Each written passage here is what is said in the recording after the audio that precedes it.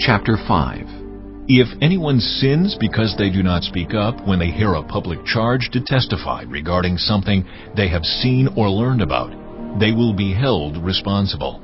If anyone becomes aware that they are guilty, if they unwittingly touch anything ceremonially unclean, whether the carcass of an unclean animal, wild or domestic, or of any unclean creature that moves along the ground, and they are unaware that they have become unclean, but then they come to realize their guilt, or if they touch human uncleanness, anything that would make them unclean, even though they are unaware of it, but then they learn of it and realize their guilt, or if anyone thoughtlessly takes an oath to do anything, whether good or evil, in any matter one might carelessly swear about, even though they are unaware of it, but then they learn of it and realize their guilt. When anyone becomes aware that they are guilty in any of these matters, they must confess in what way they have sinned. As a penalty for the sin they have committed, they must bring to the Lord a female lamb or goat from the flock as a sin offering, and the priest shall make atonement for them for their sin.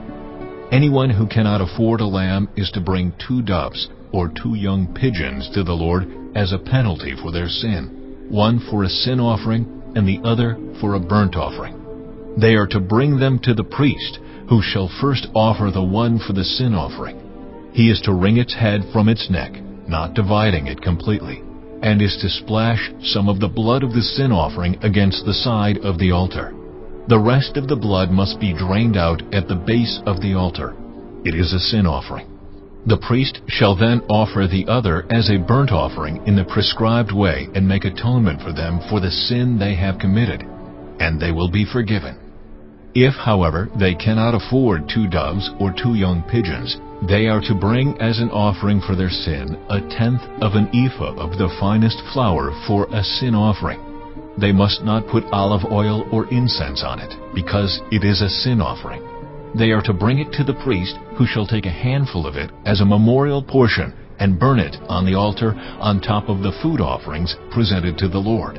It is a sin offering. In this way, the priest will make atonement for them for any of these sins they have committed, and they will be forgiven.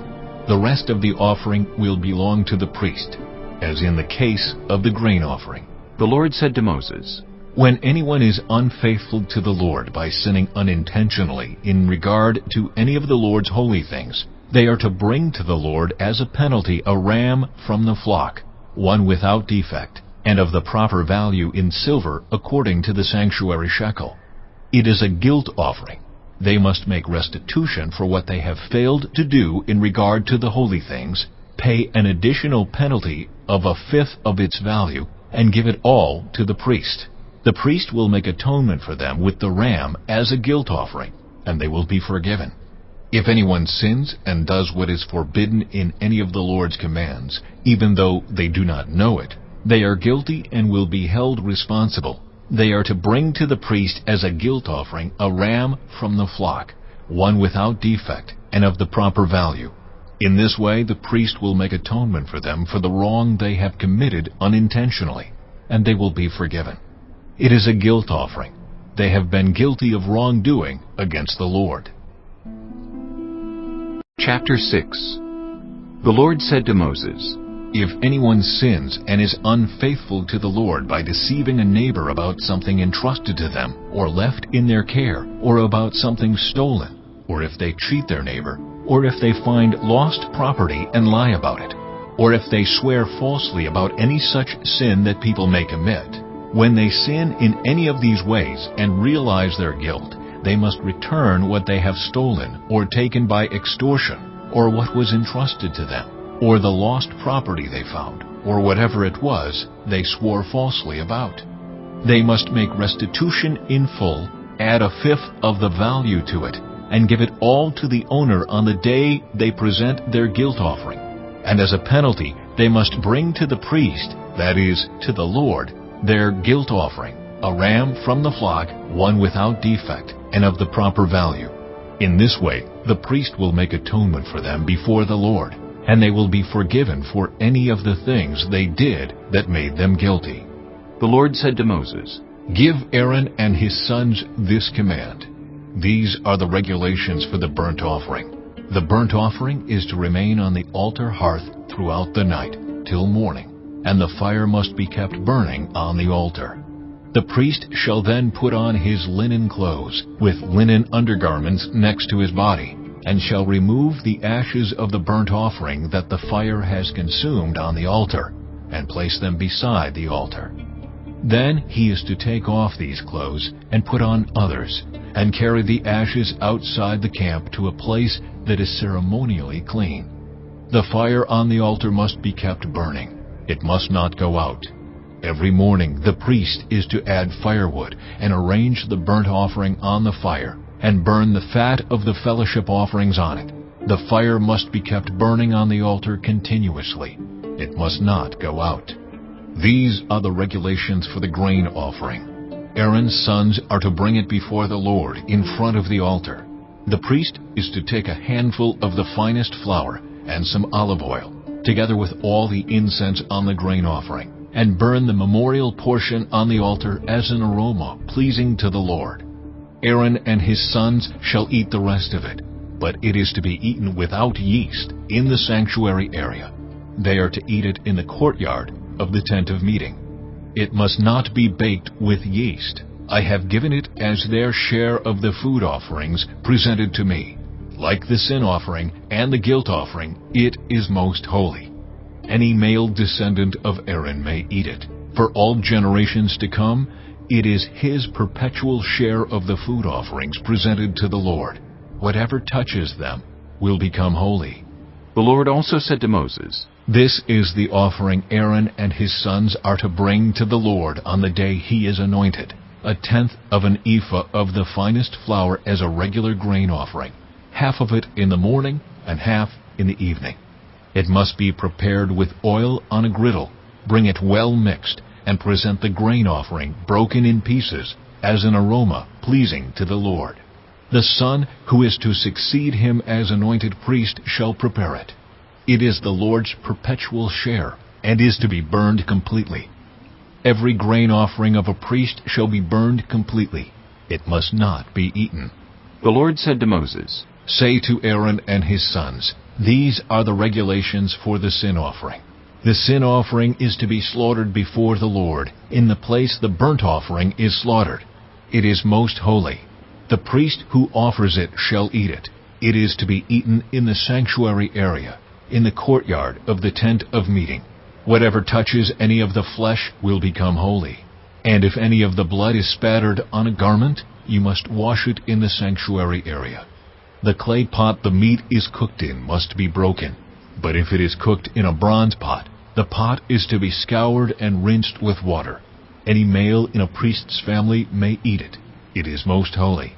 But any sin offering whose blood is brought into the tent of meeting to make atonement in the holy place must not be eaten. It must be burned up.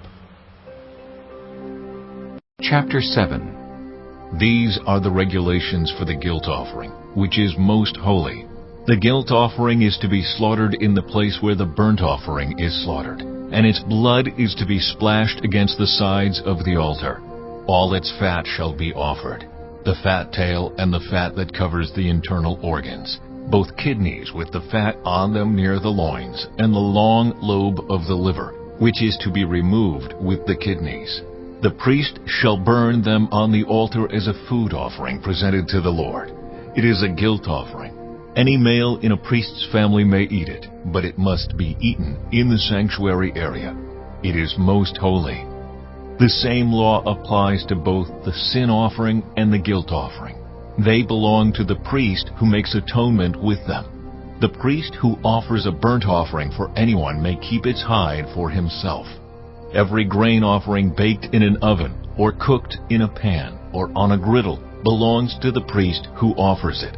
And every grain offering, whether mixed with olive oil or dry, belongs equally to all the sons of Aaron. These are the regulations for the fellowship offering anyone may present to the Lord.